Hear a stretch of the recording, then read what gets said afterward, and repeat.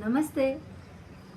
तो आज कक्षा 10वीं की तोप नाम की जो कविता है, मैं उसकी व्याख्या करने जा रही हूँ।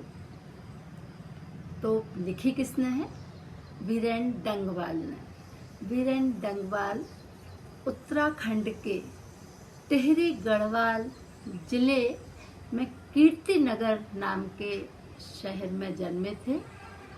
इनका जन्म हुआ 5 अगस्त 1947 को। प्राध्यापक के पद पर रहे और पत्रकारिता को भी इन्होंने अमूल्य योगदान दिया।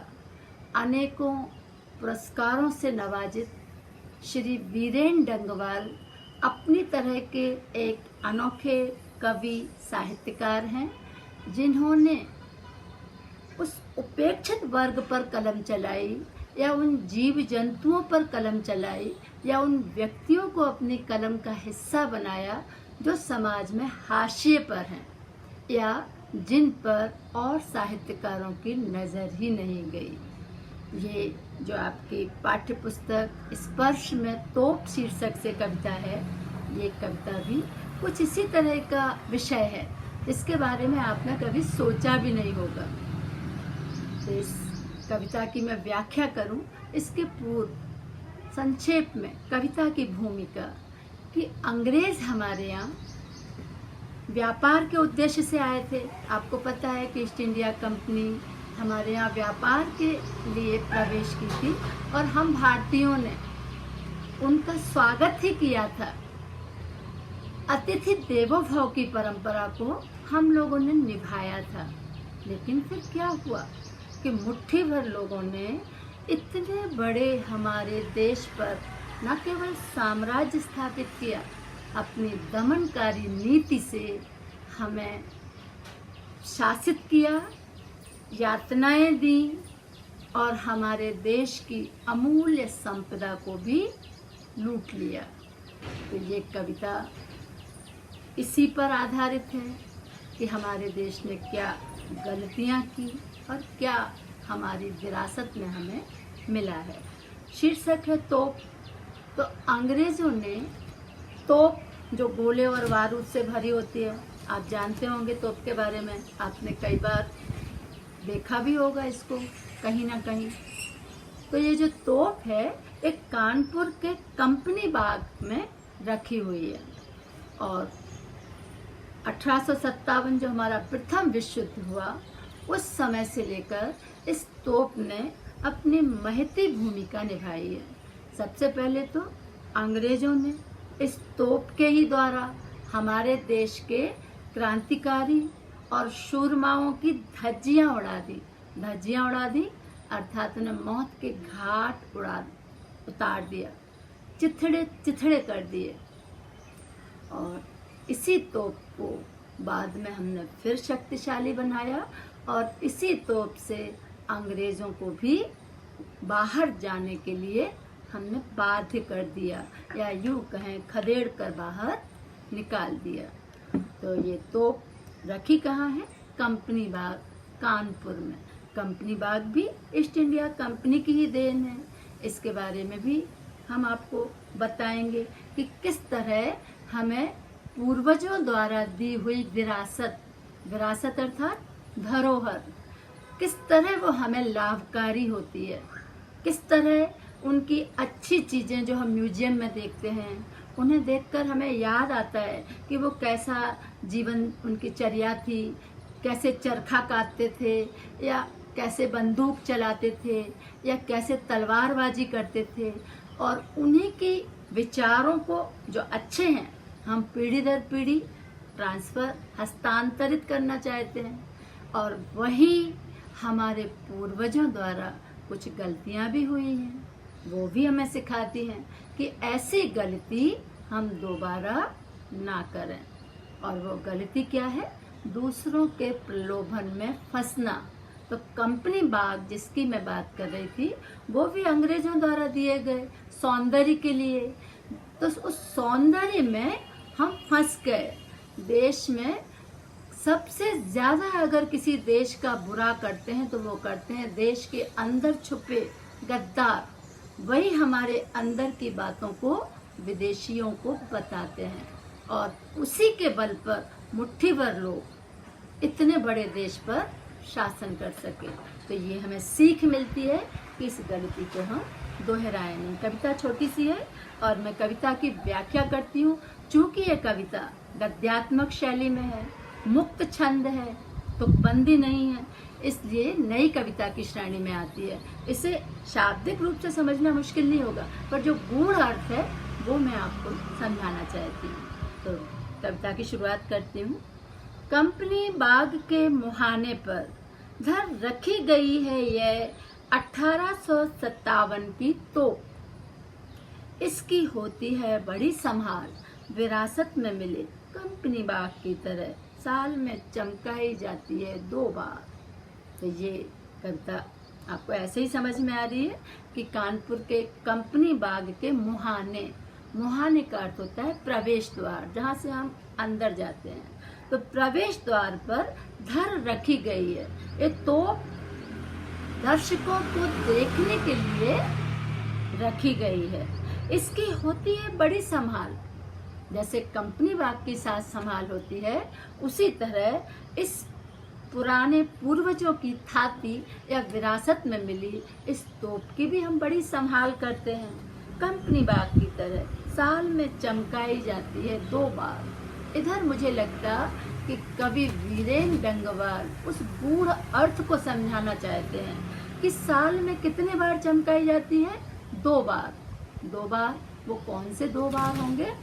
राष्ट्रीय दिवस, जिस दिन हमारा देश स्वतंत्र हुआ, अर्थात 15 अगस्त 1947 को स्वतंत्र हुआ था, तो हम 15 अगस्त को चमकाते हैं। और दूसरा 26 जनवरी गणतंत्र दिवस, जिस दिन हमारे देश का संविधान लागू हुआ। तो हमने इन 2 दिनों को ही मान लिया राष्ट्र के प्रति अपने कर्तव्य पूरे करने को या राष्ट्र को याद करने को। तो यहाँ मुझे लगता है कि कवि हल्का सा व्यंग दे रहे हैं कि क्या राष्ट्र के प्रति कर्तव्य साल में केवल 2 बार ही करने योग्य होते हैं? मुझे ऐसा लगता है। तो ये आपको देखना है कि कब चमकाई जाती है? साल में 2 बार। कौन कौन से दिन हैं? 15 अगस्त और 26 जनवरी। ये दिन क्या कहलाते हैं? राष्ट्रीय दिवस के रूप में हम इन्हें मनाते हैं। चलते हैं अगले पंक्तियों की तरफ। सुबह शाम कंपनी बाग में आते हैं बहुत से सैलानी, उन्हें बताती है यह तो। सुबह और शाम कंपनी बाग में सैलानी माने दर्शक, दर्शनीय लोग, पर्यटक जो यात्राएं करने में विश्वास करते हैं, जो दर्शनीय स्थानों को देखते हैं, दर्शनीय वस्तुओं को देखते हैं। हम सबको देखना चाहिए, बहुत ज्ञान की वृद्धि होती है इससे। तो जो सैलानी आते हैं उन्हें बताती है ये तोप उन्हें अपनी कहानी बताती है, अपनी आप बीती बताती है, अपनी आत्मकथा बताती है। क्या बताती है? कि मैं बड़ी जबर उड़ा दिए थे मैंने अच्छे अच्छे सूरमाओं के धज्जे अपने जमाने में। ये तोप क्या बताती है? कि मैं अपने समय में, मेरा भी समय हुआ करता था और उस समय में बड़ी शक्तिशाली थी, बड़ी ताकतवर थी, बड़ी जबर थी। मैंने अच्छे अच्छे सूरमाओं के, क्रांतिकारियों के, शक्तिशाली लोगों के धज्जियां उड़ा दी थी, चिथड़े चिथड़े कर दिए थे।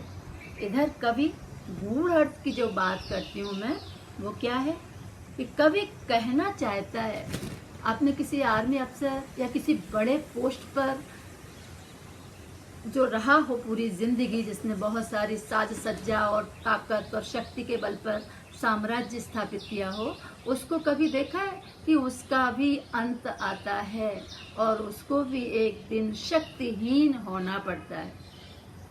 जिसकी तूती बोलती है उसकी भी एक दिन ऐसा आता उसका कि कोई नहीं सुनता।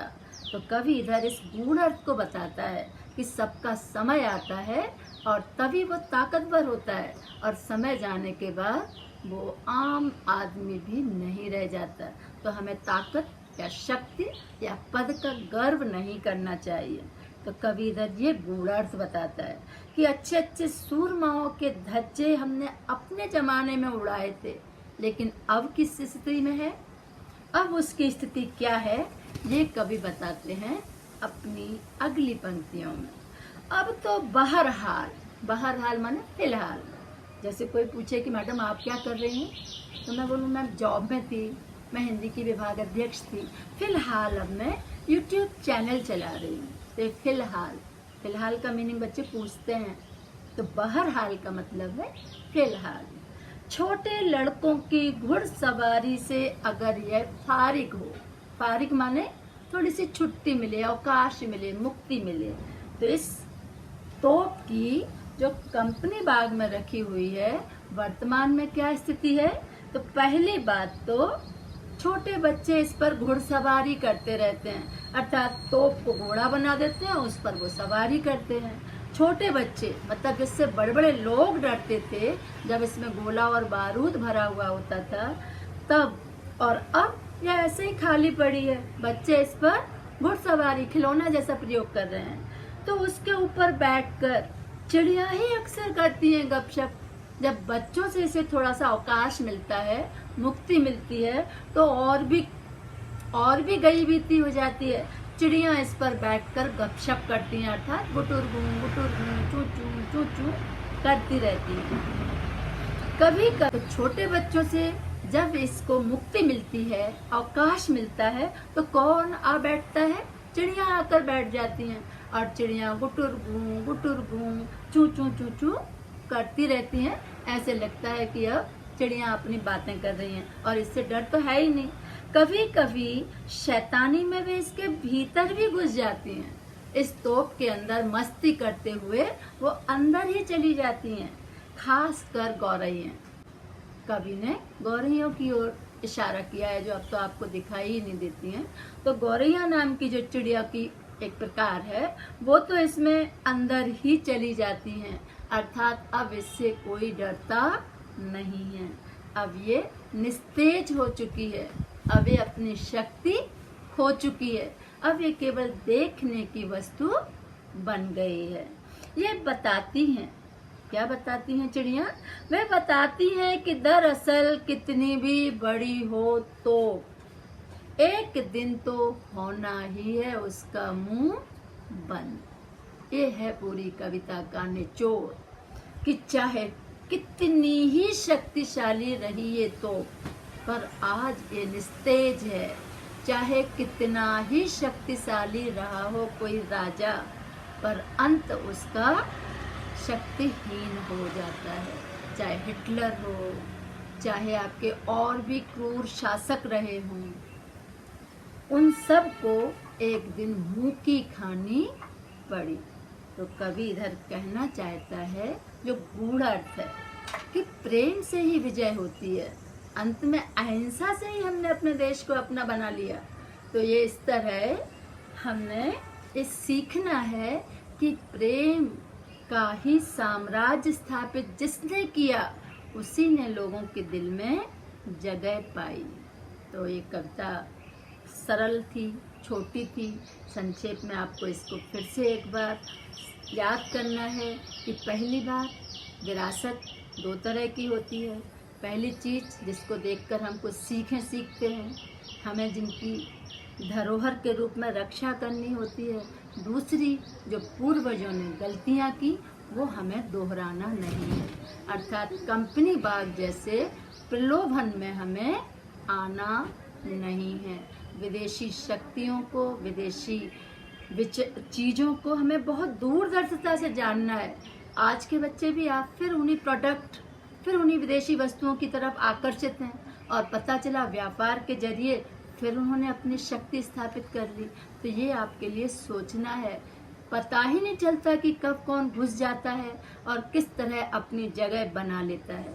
तो ये हमारे युवक बच्चों से, पाठकों से कवि को आकांक्षा है कि वो इस गलती को दोहराएं नहीं।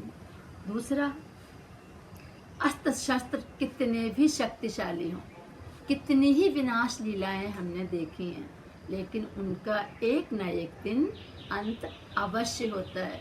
इसलिए क्यों न हम युद्ध की जगह शांति के रास्ते को अपनाएं, क्यों हम जनहानि और धनहानि करते हैं। और तीसरा, 2 बार ही क्यों चमकाई जाए धरोहर। देश के प्रति कर्तव्य हमें हर दिन करना है, हर दिन हमारा राष्ट्र के प्रति समर्पित हो।